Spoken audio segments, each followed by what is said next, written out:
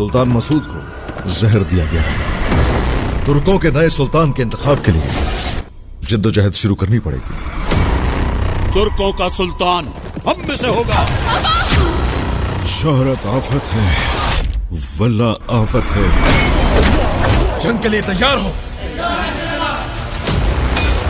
मैं उस्मान सरदार का जानशीन बुरहान हूं, समझे? मैं अलाउद्दीन, सरदार उस्मान का बेटा। मैं सुल्तान हजरत से मिलने आया हूं यहाँ। कहा जाता है कि अक्ल सबसे जालिम तलवार है। देखते हैं किसकी तलवार ज्यादा जालिम है। वक्त आने पर सब सरदार मेरे ही हाथ पर बैत करेंगे। किताए, अतरानोस, इन कलों को जब फतह करेंगे तो फिर हम जल्द ही बुरसा फतह कर लेंगे उस्मान साहब। ए कदीम